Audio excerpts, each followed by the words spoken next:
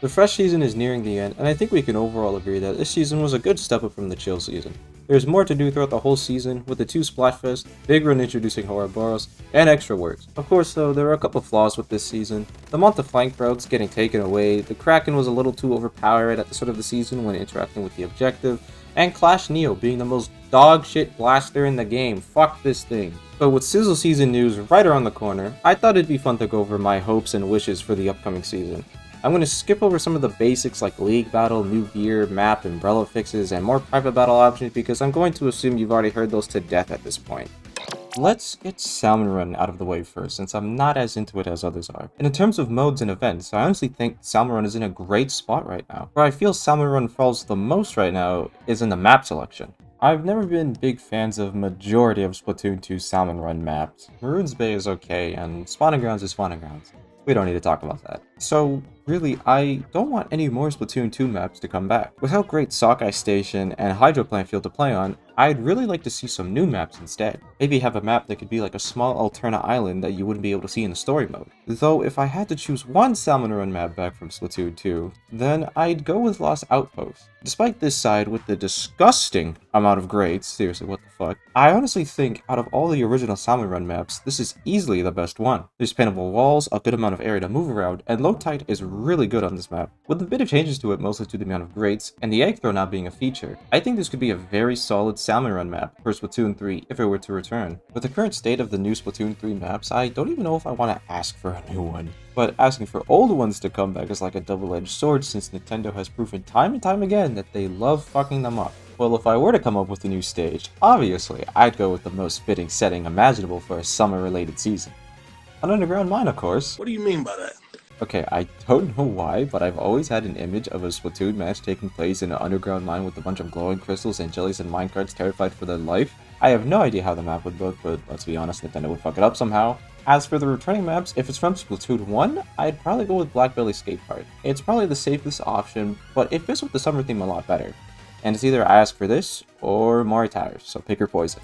For a Splatoon 2 map, I'd probably go Skipper Pavilion since everyone and their mother mentions the Reef, and also I already have my 2 favorite Splatoon maps in the game, with Mako and Wahoo.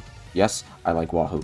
Obviously, I don't want these to be copy and pasted over into 3. Hopefully the devs at Nintendo by now know the issues with the maps and could actually go in and fix them properly without randomly removing an entire route for no reason. Between the two, I'd rather see Pavilion come back, since I'm not too big of a fan of Black Belly's terrain.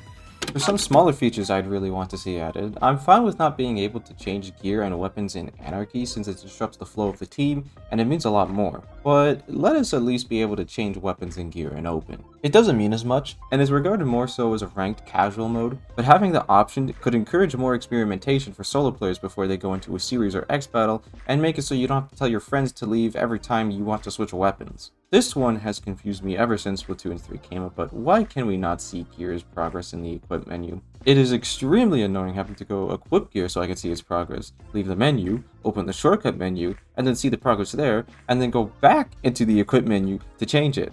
This is one of the dumbest exclusions, and I cannot fathom why it's not in the game, so Nintendo, get back on that please. Next is one you definitely heard before, but one I share the same strong feelings towards. Nintendo, we really need more music for multiplayer now. I absolutely adore Seaside and Paint Scraper. Seriously, I fucking love Paint Scraper. I actually have it on my phone. Literally the best song in the game. I can't get enough of it. Splatfest have already done this with the 2 new Squid Sister songs, which are great. But I think it's time to multiplayer, and hell, even Salmon Run gets a new track or 2. Whoever makes the songs, I don't care, because I'll probably end up liking it either way. We don't even need new music, really.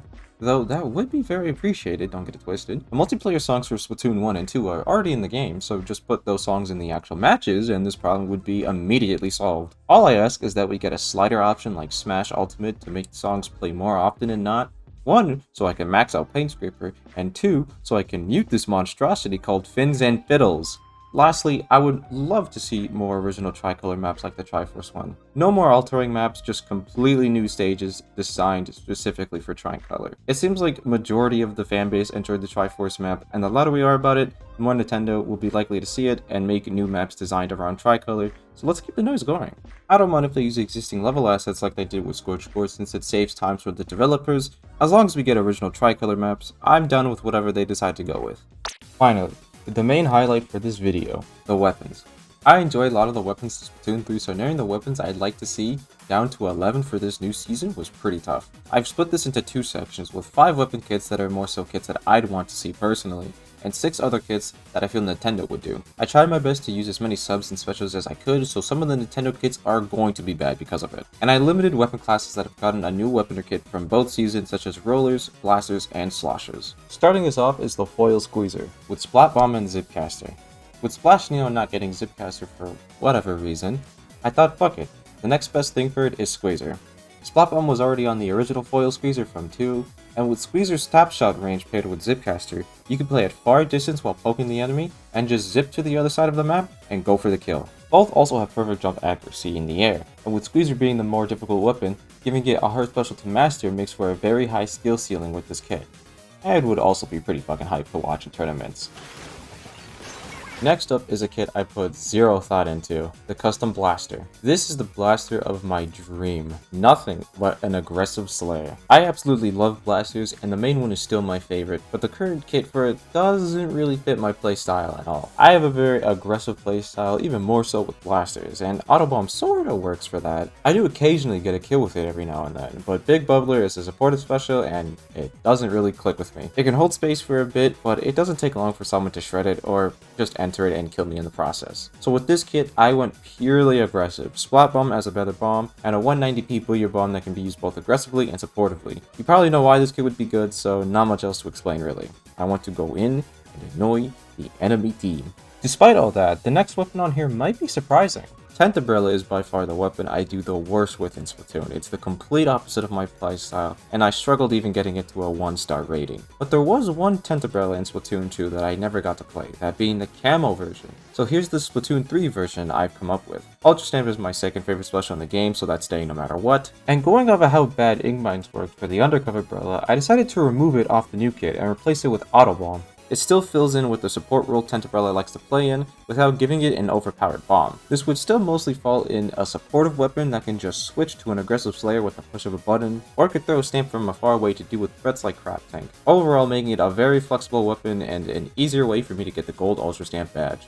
Now going from my worst weapon to my favorite weapon next, the Splatana Stamper. Most feel mixed on the vanilla Stamper kit. Burst Bomb works great for it, but the Zipcaster is where some are the biggest fans of it, though I absolutely love it. Unless the next Splatana Stamper kit is literally the best kit it could ever get, I honestly doubt I'll ever play another Stamper as much as the vanilla one. So trying to come up with another Stamper kit was a bit challenging, but I decided to go on a more supportive paint-heavy kit with Fizzy Bomb and Inkstorm. Inkstorm, while not being the most threatening special right now, could potentially work well with Stamper. If someone takes a bit of damage from the storm, you could easily two-shot them with the normal swings, and if they take a bit more damage, you could one-shot them with the Charge Slash since it does 70 damage.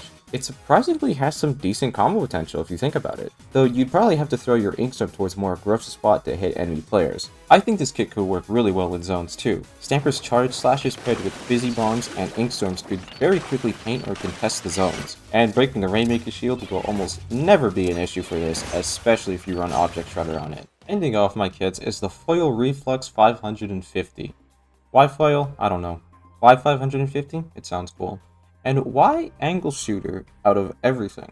Well, the main reason being that I needed to use a sub that isn't a bomb eventually, and this just seemed to fit the most. I've recently gained a new love for this weapon after the Zelda Splatfest, and now that I've gotten it to a 4-star rating, I've learned that there are often times where you think you're about to one-shot an opponent and then end up doing 90 damage. You see where I'm going with this.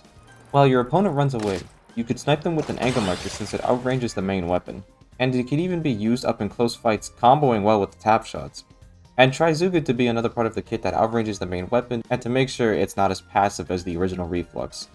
Also, I'm making the points for special 210p, just so it's not spamming Trizukas as much. Starting us off on the Nintendo Light kits is the Nautilus 79, now with Suction Bomb and Triple Ink Strike. Ballpoint has pretty much stolen Inkjet from Knot, so I decided to go with Triple Ink Strike instead. I feel out of all the Splatlings, Knot would actually benefit the most from having Triple Ink Strike, due to it playing at a more mid-light position. It could easily back up, pop the strikes, and while they're landing, the Knot player could charge up and swim through the ink while holding its charge, and pop out of the strikes and catch opponents off guard. This would be a huge threat to any object or HP specials thanks to the buff Ink Strike got a while back, and not having good object damage, and Suction Bomb has always worked well for the Knot, so no need to swap that out. The last shooter for the video, and out of the remaining ones, I went with H3 with the kit of Splashwell and Missiles. I don't know. Before you lose your shit about missiles being on a shooter, remember, this is a semi-automatic shooter and the slowest one at that. I don't think this would destroy the meta like it would if it was on a splatter shot, and I wouldn't choose this either if I had the option.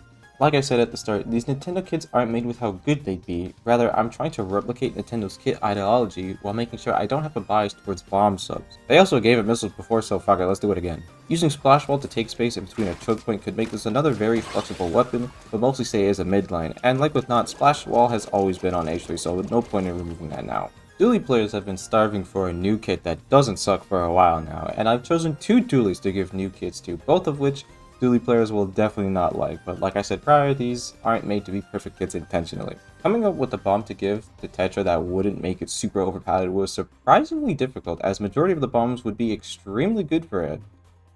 Besides Curling Bomb. Yeah, it's definitely the weirdest bomb to give to such an aggressive weapon, and while it's far from being good for it, I don't think it's the worst thing it could get. Anything is better than Sprinkler, really. Many point out when using Curling Bomb that it's very predictable, which it is, but with Tetra's 4 dodge rolls, I think you could work around that predictable flaw a bit more than with other weapons. Really, if anything, this is sort of the reverse of the vanilla Tetra kit, having a worse sub for a better special. Triple Ink Strike is mostly here for the same reasons as Not, playing even more into its aggressive playstyle. If this kit ever did happen, I don't think most Tetra players would even use the Curling Bomb to be honest.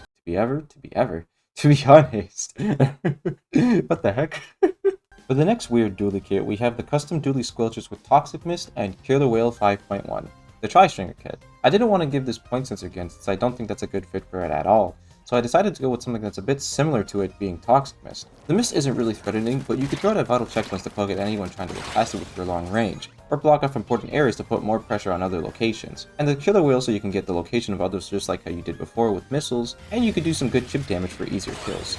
To make it so this kit is not a complete downgrade from the vanilla one, the Killer Whale will be 190p since it isn't super crazy right now. Time for my son to get the spotlight. The Octobrush Nouveau with Torpedo and Kraken Royale. Bit of a callback to its Splatoon 1 kit, but now with the Torpedo since a brush has never had one before. I'm sure you can tell just by looking at it, but this is a purely aggressive kit. I fucking hate Suction Bomb on Octobrush, so with Torpedo being a bit of a cheaper sub, it makes using the sub not as much of a death sentence in fights. You could also roll the Torpedo and combo it with the main swings, and Kraken is Kraken. It helps you get into places you otherwise wouldn't be able to, so you can annoy the other team even more. And once you get into the enemy base, you can start throwing torpedoes at oncoming enemies or backliners who are moving away from you. I don't think this would be an instant top tier, but in solo queue, this would definitely be a threatening weapon to keep your eye on. Finally, for the last kit, we have the Sorella Brella with Burst Bomb and Super Chumps.